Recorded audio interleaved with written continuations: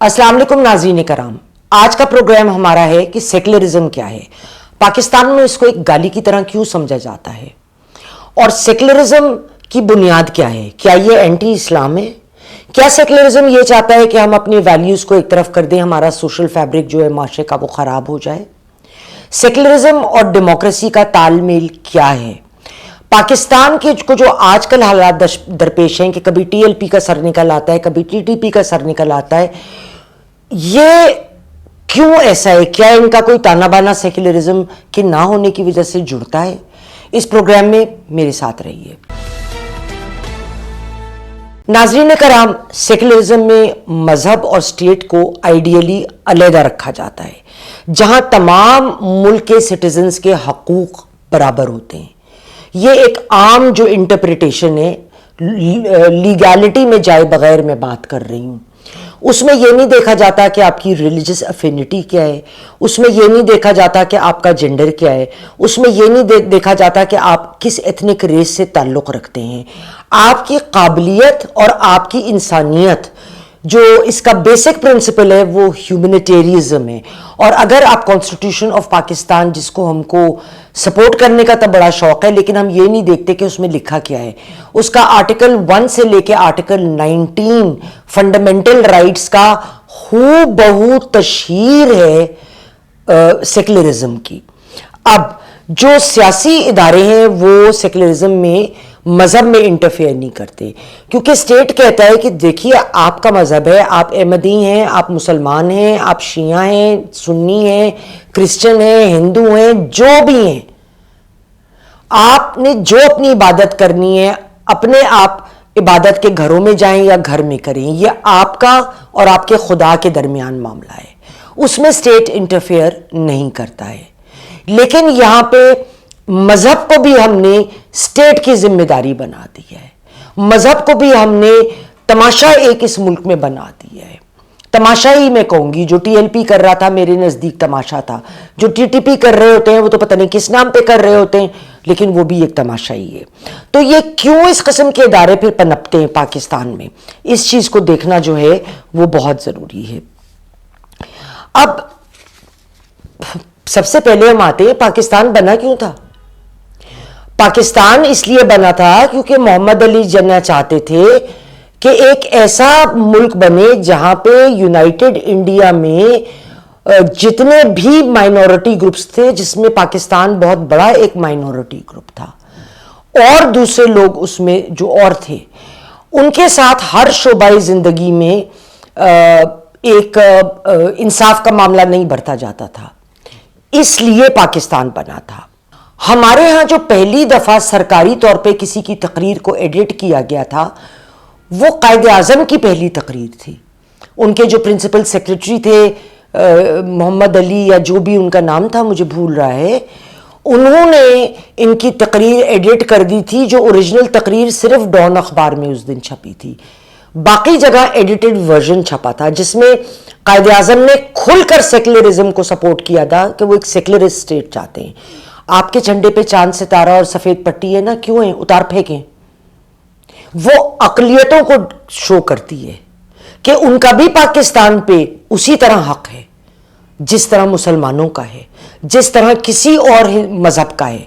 और सिर्फ ना सिर्फ क्रिश्चियंस बल्कि हिंदू, अहमदी हुए, जो मर्जी हो जाए, but so long they have Pakistani passports, they have Pakistani ID cards, they are Pakistanis and they have equal rights according to the Constitution of Pakistan 1973.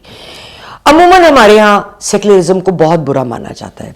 हमारे यहाँ समझा जाता है कि ये एक बहुत ज़्यादा जो है वो ख़राब बात है, ये एक वेस्ट की साजिश है हमारे खिलाफ, हमारे मज़हब को मस्क करने के लिए है, हमारी वैल्यूज़, हमारे सोशल फैब्रिक को ख़राब करने के लिए है। लेकिन मज़ेदार बात यह है कि जब हम दूसरे ममालिक की बात करते हैं तब हम सेकुलरिज्म की बहुत तारीफ़ करेंगे, वो हमारे लिए बहुत अच्छा हो जाता है। लेकिन जब हम पाकिस्तान की बात करेंगे तो मैं सेकुलरिज्म बर्दाश्त नहीं है। मैं आपको एग्जाम्पल देती हूँ।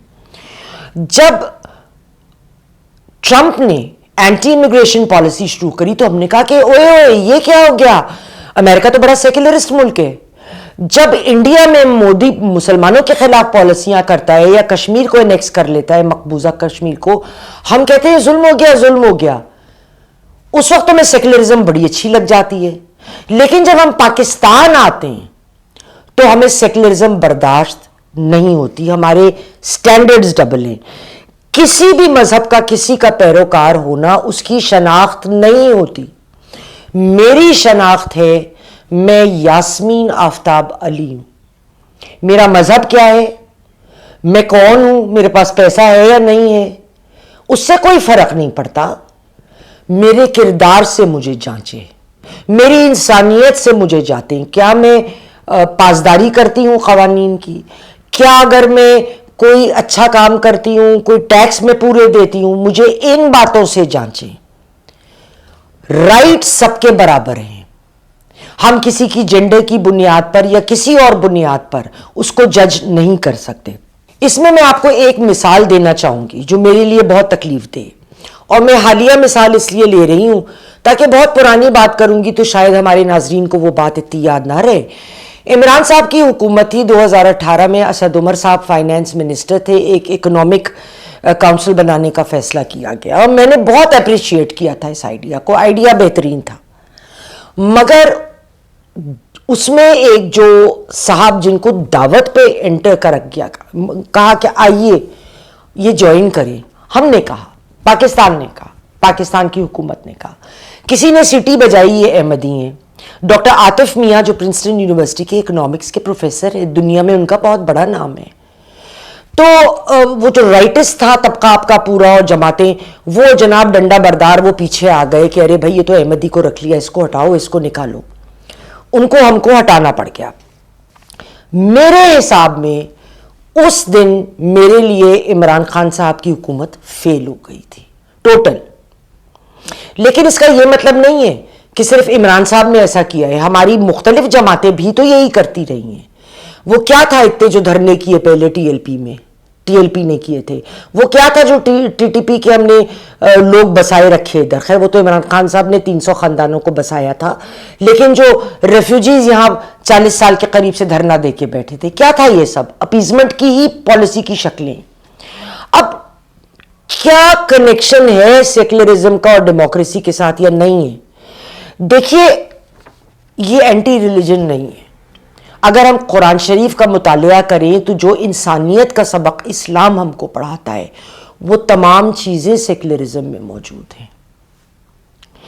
یعنی آپ کی کوئی بھی آئیڈیالوجی ہے، آپ کسی بھی صنف، آپ ٹرانسجینڈر ہوں گے تو کیا اگر آپ پاکستانی ہیں تو آپ کا حق کم ہو جاتا ہے کہ آپ کو عزت نہ دی جائے، آپ کو تعلیم نہ ملے، آپ کا مذاق اڑایا جائے؟ آپ کو اگر کوئی فزیکل انکیپیسٹی ہے، فرض کرے خدا نہ کرے کسی کی ایکسیڈنٹ میں ٹانگ کٹ گئی، تو ہم اس کو کہو او پاہنج ہے، یہ کام کیسے کرے گا وہ؟ کیوں؟ تو آپ کسی بھی لیول کے اوپر آپ ان کو ان چیزوں سے جج نہیں کر سکتے، بلکہ میرٹ ہی فیصلے کراتے ہی.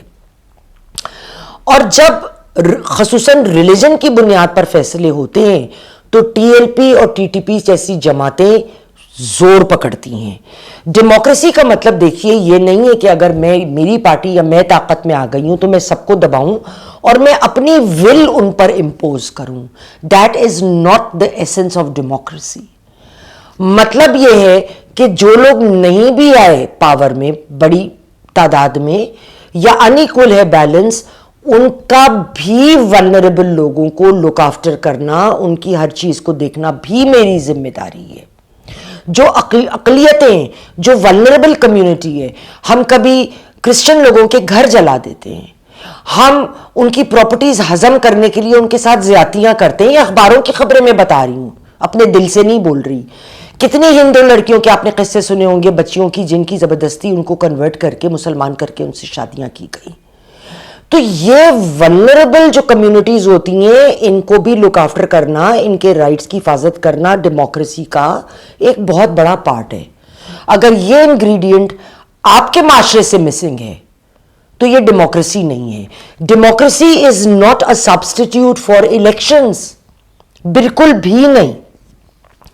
لہذا سیکولرزم اور ڈیموکریسی جو ہے ان دونوں کا تال میل بڑا گہرا ہے. اس لیے میں نے اس پروگرام کو آج کرنا ضروری سمجھا. جو آج کل ہمارے ہاں حالات ہو رہے ہیں ملک میں, جہاں پہ رائٹسٹ ونگز اتنا زور پکڑ گئی ہیں, لیکن جس ہیٹ اور نیگیٹیوٹی کو اس چیز نے پیدا کیا ہے معاشرے میں, تو اس کو ہم انسانی وقار اور انسانی روایات کی پاسداری کریں گے تبھی مسئلہ حل ہوگا. ناظرین کرام, اگلے پروگرام تک مجھے اجازت دیجیے. خدا حافظ.